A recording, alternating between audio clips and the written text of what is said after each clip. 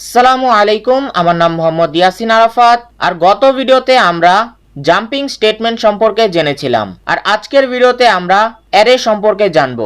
What is array? Array is a collection of similar types of data items in a contiguous memory location. Similar types of data কালেকশনকে আমরা array বলে থাকি, আর অ্যারের কাজ হচ্ছে সিমিলার টাইপস অফ ডাটা কালেকশনকে একটি কন্টিজিয়াস মেমোরি লোকেশনে স্টোর করা। আর অ্যারে লেখার সময় আপনার একটি কথা মনে রাখতে হবে যে array index always start from zero. অ্যারের ইন্ডেক্স সবসময় জিরো থেকে শুরু হয়। এখন চলুন আপনাদেরকে সিনট্যাক্সটি দেখিয়ে দিচ্ছি। এখানে আপনারা সিনট্যাক্সটি দেখতে পাচ্ছেন। সর্বপ্রথম রয়েছে ডাটা টাইপ, এরপর রয়েছে অ্যারে নেম, এরপর হচ্ছে সাইজ। এখন চলুন আপনাদেরকে বুঝিয়ে দেই কেন আমরা অ্যারে ব্যবহার করব। মনে করুন আপনি একটি স্টুডেন্টের 5টি সাবজেক্টের নাম্বার ইনপুট নেবেন। তো আপনি কিভাবে করবেন? আপনি 5টি ভ্যারিয়েবল নেবেন, আর 5টি ভ্যারিয়েবলের ভেতর 5টি ভ্যালু ইনপুট নেবেন। এরপর 5টি ভ্যারিয়েবলকে আপনি এক এক করে প্রিন্ট করবেন। তো এটি একটি লম্বা প্রসেস। এখন এটিকেই সহজ করে লেখার জন্য আমরা অ্যারে ব্যবহার করি।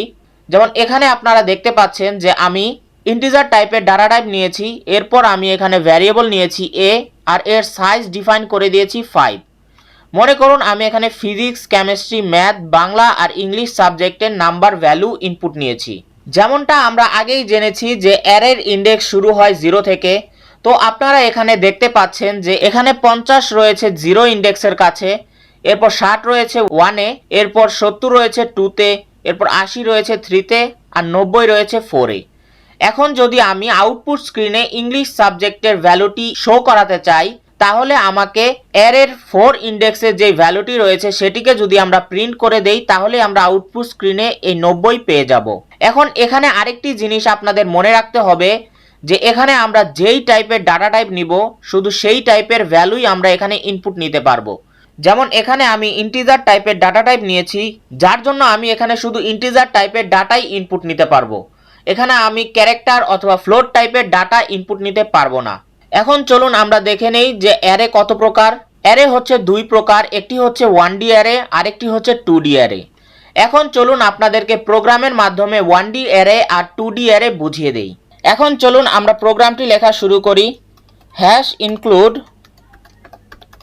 stdio.h, এরপর হচ্ছে ইন্ট মেইন, এরপর হচ্ছে open curly bracket, close curly bracket, আর শেষে হচ্ছে রিটার্ন 0।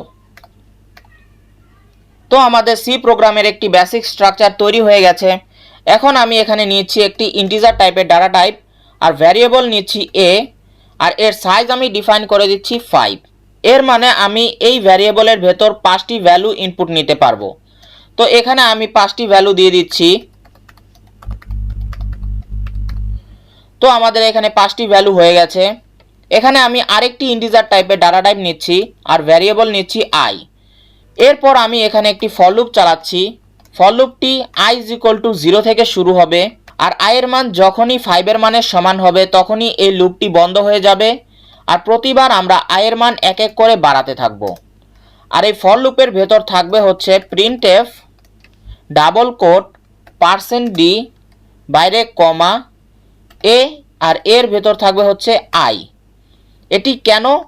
আমরা এখানে 0 থেকে প্রোগ্রামটি শুরু করেছি, আমরা এখানে ইন্ডেক্সগুলো দিচ্ছি, আর ইন্ডেক্সের ভেতর যে ভ্যালুটি রয়েছে আমরা সেটিকে এখানে প্রিন্ট করাবো, যার জন্যই আমরা এখানে ai লিখেছি। এখন যদি আমি প্রোগ্রামটিকে রান করাই, তাহলে আপনারা দেখতে পাবেন যে 50, 60, 70, 80, 90 এখানে 5টি সংখ্যায় প্রিন্ট হয়ে গেছে। এখন যদি আমি এখানে একটি সংখ্যা বাড়িয়ে দেই, যে সাপোজ আমি এখানে দিয়ে দিলাম 100। এখন যদি আমি প্রোগ্রামটিকে রান করাই, তাহলে আপনারা দেখতে পাবেন যে এখানে কোনো সংখ্যা প্রিন্টই হয়নি। কেন প্রিন্ট হয়নি? আপনারা বলতে পারেন যে এখানে আমি শুধু 5 বার লুপটি চালিয়েছি, যার কারণে এখানে 5টি সংখ্যায় প্রিন্ট হয়েছে। তো চলুন আমি এখানে লুপটি 1 বাড়িয়ে দিচ্ছি।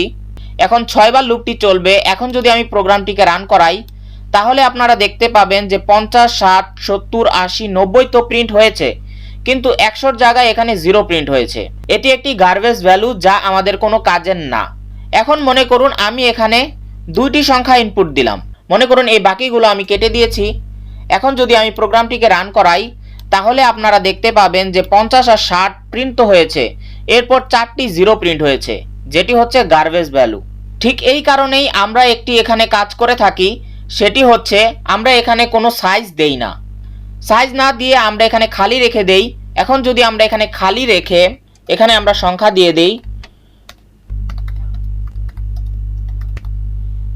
এখানে আমরা 6টি সংখ্যা দিয়ে দিয়েছি। এখন যদি আমরা প্রোগ্রামটিকে রান করাই তাহলে আপনারা দেখতে পাবেন যে হ্যাঁ, এখানে 6টি সংখ্যাই প্রিন্ট হয়েছে।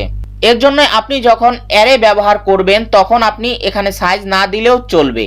এখন চলুন আমরা এখানে 70 প্রিন্ট করাই। তো 70 প্রিন্ট করানোর জন্য আমাদের কি করতে হবে? তো আমরা এটি কেটে দিচ্ছি। এখানে আমি প্রিন্ট করে দিচ্ছি printf double quote %d space comma, এটি কোন পজিশনে রয়েছে? এটি রয়েছে 0 1 2। তো আমরা এখানে অ্যারেতে 2 ব্যবহার করছি, 2 ইন্ডেক্স। আর যদি প্রোগ্রামটিকে এখন রান করাই তাহলে আপনারা দেখতে পাবেন যে এখানে 70 প্রিন্ট হয়েছে। তো 70 ছিল কোন ইন্ডেক্সের ভেতর? 70 ছিল হচ্ছে 2 ইন্ডেক্সের ভেতর। এখন যদি আমি এখানে 2 এর বদলে 0 দিয়ে দেই তাহলে আপনারা দেখতে পাবেন যে এখানে 50 প্রিন্ট হওয়ার কথা। দেখি এখানে কত প্রিন্ট হয়। হ্যাঁ, এখানে 50ই প্রিন্ট হয়েছে। আশা করছি আপনারা 1D অ্যারে বুঝতে পেরেছেন। এখন চলুন আপনাদেরকে 2D অ্যারে বুঝিয়ে দেই। তো এখানে আমি সর্বপ্রথম একটি ইন্টিজার টাইপের ডাটা টাইপ নিয়ে নিচ্ছি আর এখানে ভ্যারিয়েবল নিয়ে নিচ্ছি a। আর যখন আমরা এখানে 2D অ্যারে ব্যবহার করব তখন আমরা এখানে দুইবার সাবস্ক্রিপ্ট অপারেটর ব্যবহার করব। আর সাবস্ক্রিপ্ট অপারেটরের ভেতর আমরা দিয়ে দিচ্ছি 2 আর এখানে দিয়ে দিচ্ছি 2। তো এর মানে হচ্ছে আমরা এখানে দুটি আউটপুট দেখতে চাচ্ছি রোতে আর দুটি আউটপুট দেখতে চাচ্ছি কলামে। এরপর আমরা এখানে একটি প্রিন্টএফ ব্যবহার করছি, প্রিন্টএফ ডাবল কোট। এখানে আমি একটি মেসেজ প্রিন্ট করাতে চাচ্ছি, ইন্টার অ্যারে এলিমেন্টস। তো আমাদের এখানে প্রিন্ট হয়ে গেছে। এখানে আমি আরও দুটি ভ্যারিয়েবল নিয়ে নিচ্ছি i আর j, কারণ আমরা এখানে নেস্টেড লুপ ব্যবহার করব। তো আমরা এখানে দিয়ে দিচ্ছি ফর, কন্ডিশন হচ্ছে i = 0 থেকে শুরু হবে। i এর মান যখনই 2 এর মানের সমান হবে তখনই লুপটি বন্ধ হয়ে যাবে। আর প্রতিবার আমরা i এর মান এক এক করে বাড়াতে থাকব। এরপর হচ্ছে ফর লুপের বডি। ফর লুপের বডির ভেতর আমরা আরেকটি ফর লুপ দিয়ে দিচ্ছি। এই লুপটি শুরু হবে হচ্ছে j = 0 থেকে। আর যখনই j এর মান 2 এর সমান হবে তখনই লুপটি বন্ধ হয়ে যাবে। আর প্রতিবার আমরা j এর মান এক এক করে বাড়াতে থাকব। আর এর ভেতর রয়েছে এই ফর লুপের বডি। তো এখানে আমরা scanf এর মাধ্যমে ইনপুট নিচ্ছি, scanf ডাবল কোট %d। এখানে আমরা দিয়ে দিচ্ছি %a, সাবস্ক্রিপ্ট অপারেটরের ভেতর দিয়ে দিচ্ছি i আর আরেকটি সাবস্ক্রিপ্ট অপারেটরের ভেতর দিয়ে দিচ্ছি j। তো আমাদের এখানে ইনপুট হয়ে গেছে। এখন আমরা প্রথম ফর লুপের ক্লোজ কার্লি ব্র্যাকেটের বাইরে আবারও দিয়ে দিচ্ছি, এতটুকু কপি করে আমরা এখানে পেস্ট করে দিচ্ছি, তাহলে আমাদের অনেক সহজ হবে। কপি আর এখানে পেস্ট করে দিলাম। আর এখানে আমরা একটু চেঞ্জ করছি যে আমরা চাচ্ছি ম্যাট্রিক্স আকারে আউটপুট স্ক্রিনে শো হবে। তো আমরা এখানে দিয়ে দিচ্ছি ম্যাট্রিক্স এলিমেন্টস। এরপর সব কিছুই ঠিক রয়েছে। এখানে আমরা দিয়ে দিচ্ছি প্রিন্টএফ আর এখানে %টি সরিয়ে দিচ্ছি। আর আমরা এই ক্লোজ কার্লি ব্র্যাকেটের বাইরে আরেকটি প্রিন্টএফ দিয়ে দিচ্ছি, প্রিন্টএফ ডাবল কোট। এখানে দিয়ে দিচ্ছি \n। তো আমাদের এখানে প্রোগ্রামটি তৈরি হয়ে গেছে। এখন এখানেও দিয়ে দিচ্ছি \n আর এখানে আমি একটি স্পেস দিয়ে দিচ্ছি। তো এখন যদি আমি প্রোগ্রামটিকে রান করাই তাহলে আপনারা দেখতে পাবেন যে হ্যাঁ, প্রোগ্রামটি সঠিকভাবে রান হচ্ছে। আর যদি আমি এখানে 4টি সংখ্যায় ইনপুট দিয়ে দেই আর যদি আমরা ইন্টারে ক্লিক করি তাহলে আপনারা দেখতে পাবেন যে হ্যাঁ, আমরা যা চাচ্ছিলাম যে ম্যাট্রিক্স আকারে আউটপুট স্ক্রিনে শো হবে তাই এখানে হয়েছে। আশা করছি আপনারা প্রোগ্রামটি বুঝতে পেরেছেন। আর যদি আপনাদের সি প্রোগ্রামিং রিলেটেড কোনো প্রশ্ন থেকে থাকে তাহলে অবশ্যই কমেন্টের মাধ্যমে জানাবেন। আর যদি আপনারা এর থেকেও অ্যাডভান্স কিছু শিখতে চান তাহলে অবশ্যই আমাদের ওয়েবসাইটে ভিজিট করবেন। ওয়েবসাইটের লিংক ডিসক্রিপশনে দেওয়া রয়েছে। আসসালামু আলাইকুম।